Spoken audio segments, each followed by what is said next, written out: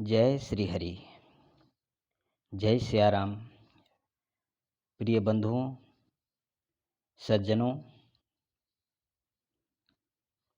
कल्याणानां निधानं कलिमलमथनं पावनं पावनानां पाथेयं यन्मुमुक्षुः सपदि परपद प्राप्तये प्रस्थितस्य विश्रामस्थानमेकं कविवरवचसां जीवनं सज्जनानां बीजं धर्मद्रुमस्य प्रभवतु भवतां भूतये रामनाम। श्रीरामनामयखिलमन्त्रबीजं सञ्जीवनं चेदहृदयप्रविष्टं हलाहलं वा प्रलयानलं वा मृत्योर्मुखं वा विशतां कुतोभिः मृत्योर्मुखं वा विशतां कुतोभिः। हरेर्नाम हरेर्नामैव केवलं तेषां भुक्तिश्च मुक्तिश्च भविष्यन्ति न संशया। श्रीराम जय जय राम। श्रीराम जय जय राम। श्रीराम जय जय राम। जय सियाराम। प्रिय सज्जनों, प्रिय मित्रों, आज का विषय बहुत मार्मिक भावपूर्ण विषय है। मृत्यु का सुंदर वर्णन आप जान करके चौंक जाएंगे। आपके प्राण कहाँ से निकलेंगे, यानी हम सबके प्राण कहाँ से निकलेंगे। आइए आज इसी विषय में हम प्रकाश डालते हैं। मृत्यु का सुंदर वर्णन। मित्रों, प्रिय सज्जनों, प्रत्येक व्यक्ति अलग अलग इंद्रियों से मरता है। किसी की मौत आँख से होती है तो आँख खुली रह जाती है। हंस आँख से उड़ गया। किसी की मृत्यु कान से होती है, किसी की मृत्यु मुंह से होती है तो मुंह खुला रह जाता है। अधिक लोगों की मृत्यु जनेंद्रिय से होती है, क्योंकि अधिक लोग जीवन में जनेंद्रिय के आसपास ही भटकते रहते हैं, उसके ऊपर नहीं जा पाते हैं। आपकी जिंदगी जिस इंद्रियों के पास जी गई है, उसी इंद्रिय से मौत होगी। औपचारिक रूप से हम मृतक को जब मरघट ले जाते हैं तो उसकी कपाल क्रिया करते हैं, उसका सिर तोड़ते हैं। वह सिर्फ प्रतीक है, पर समाधिस्थ व्यक्ति की मृत्यु उस तरह होती है। समाधिस्थ व्यक्ति की मृत्यु ससरार से होती है। जनेंद्रिय सबसे नीचा द्वार है। जैसे कोई अपने घर की नाली में से प्रवेश करके बाहर निकले, ससरार जो तुम्हारे मस्तिष्क में है द्वार, वह श्रेष्ठतम द्वार है। जनेंद्रिय पृथ्वी से जोड़ती है, ससरार आकाश से। जनेंद्रिय देह से जोड़ती है, ससरार आत्मा से। जो लोग समाधिस्थ हो गए हैं, जिन्होंने ध्यान को अनुभव किया है, जो ध्यान को उपलब्ध हुए हैं, उनकी मृत्यु सहस्रार से होती है। उस प्रतीक में हम अभी भी कपाल क्रिया करते हैं। मरघट ले जाते हैं, बाप मर जाता है तो बेटा लकड़ी मारकर सिर तोड़ देता है। मरे मराए का सिर तोड़ रहे हैं। प्राण तो निकल ही चुके, अब काहे के लिए दरवाज़ा खोल रहे हो? अब निकलने को वहाँ कोई है ही नहीं, मगर प्रतीक औपचारिक आशा कर रहा है कि बेटा कि बाप सहस्रार से मरें, मगर बाप तो मर ही चुका है। यह दरवाज़ा मरने के बाद नहीं खोला जाता। यह दरवाज़ा तो जिंदगी में पहले ही खोलना पड़ता है। इसी दरवाजे की तलाश में सारे योग तंत्र की विद्याओं को जन्म हुआ है। इसी दरवाजे को खोलने की कुंजियाँ है योग।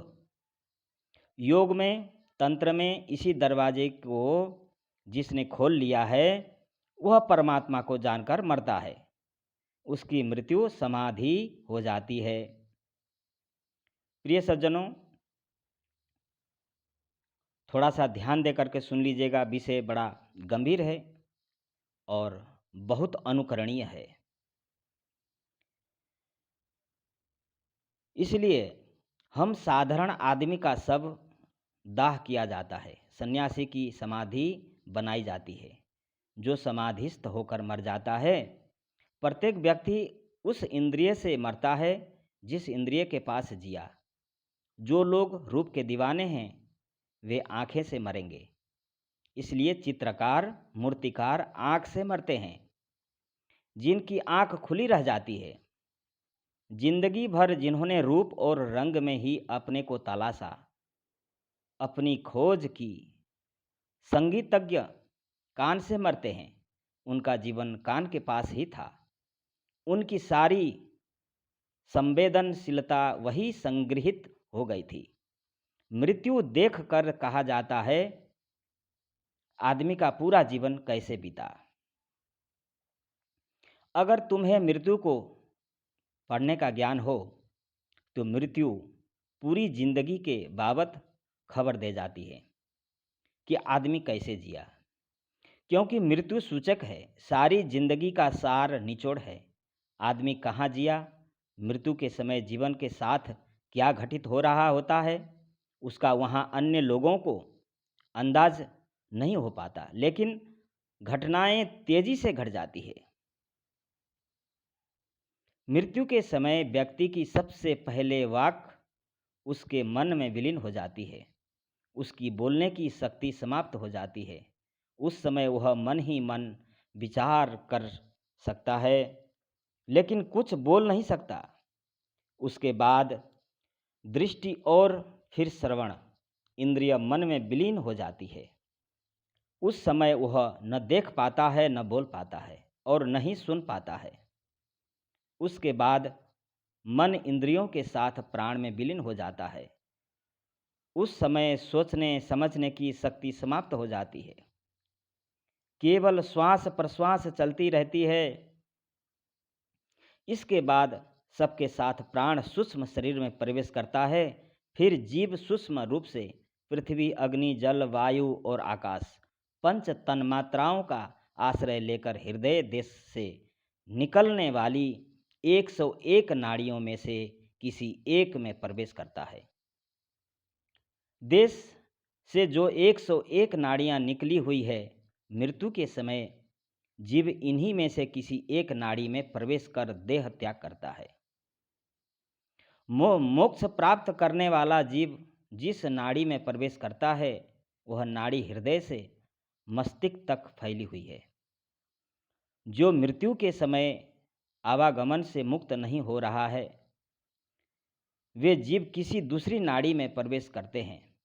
जीव जब तक नाड़ी में प्रवेश नहीं करता तब तक ज्ञानी और मूर्ख दोनों की एक गति एक ही तरह की होती है।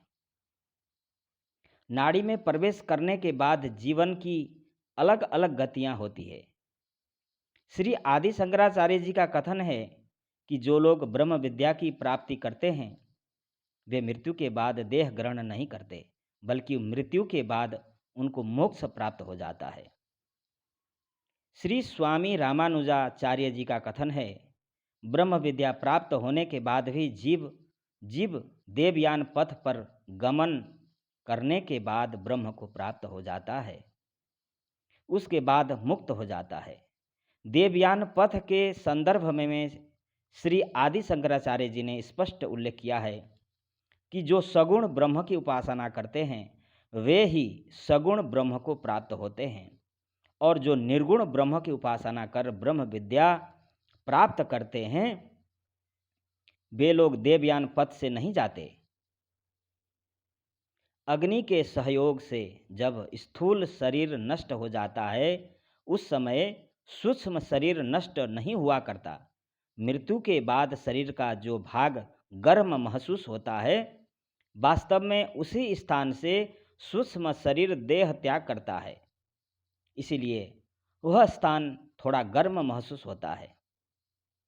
गीता के अनुसार जो लोग मृत्यु के अनंतर देवयान पथ से गति करते हैं उनको अग्नि और ज्योति नाम के देवता अपने अपने अधिकृत स्थानों के द्वारा ले जाते हैं।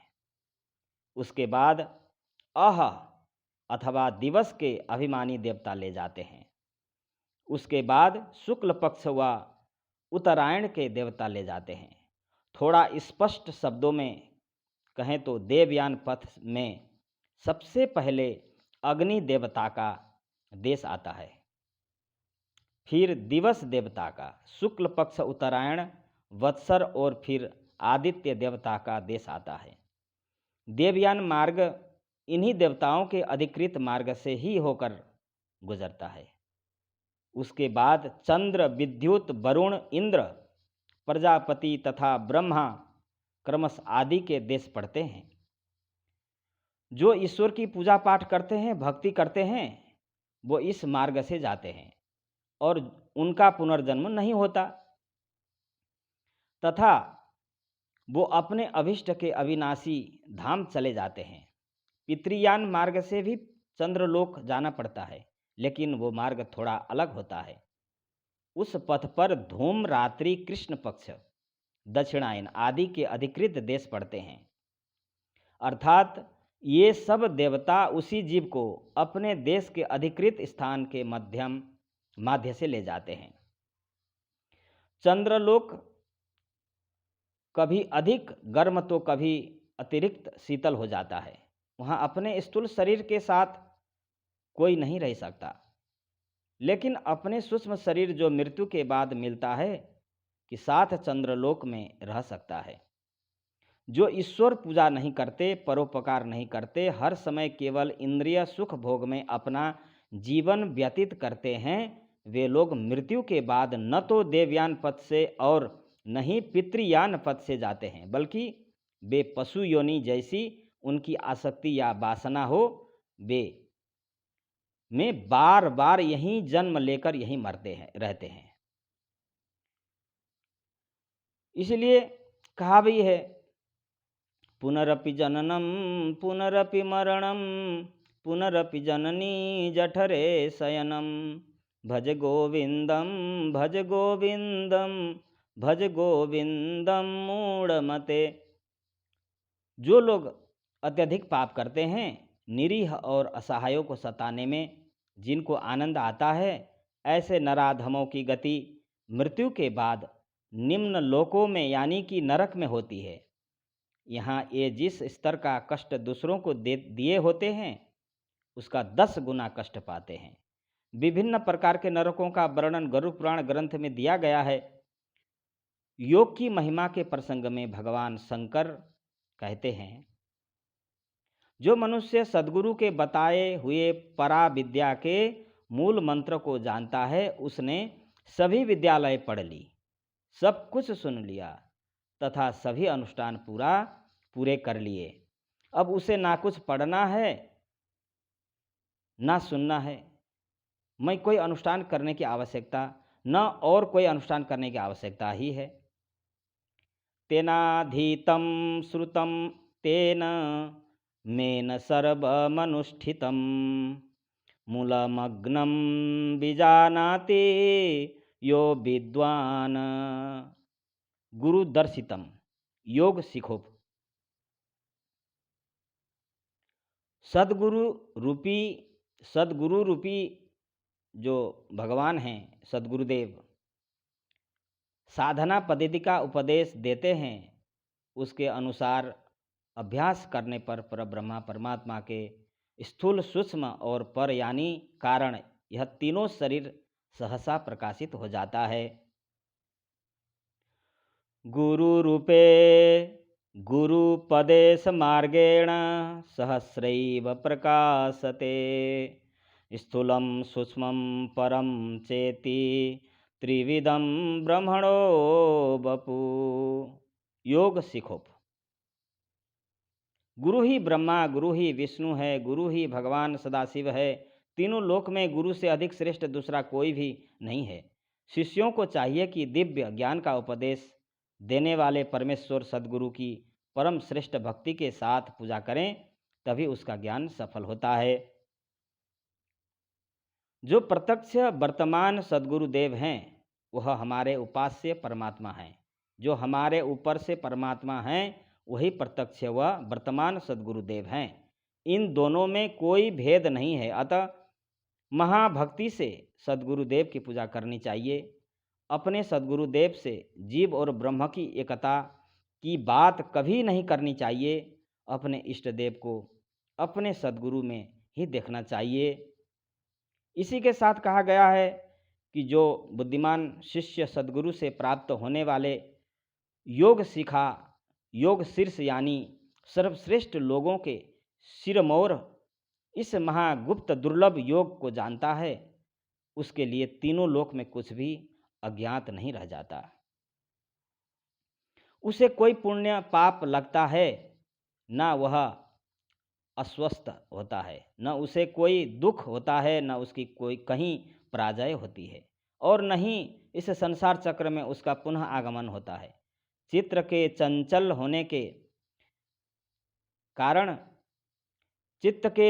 होने के कारण यदि वह शिष्य सिद्धि में चित्त को न लगावे तो उसे तत्वों ने अवश्य हो जाता है, तत्वम न अवश्य हो जाता है, फिर तो वह मुक्त ही हो जाता है। इसमें कोई संदेह नहीं है। सर्वज्ञ सर्वव्यापी शांत सबके हृदय में विराजमान सद्गुरु से दीक्षा लेकर उसकी बताई विधि से निरंतर उपासना करते रहने से ही प्राप्त किया जा सकता है।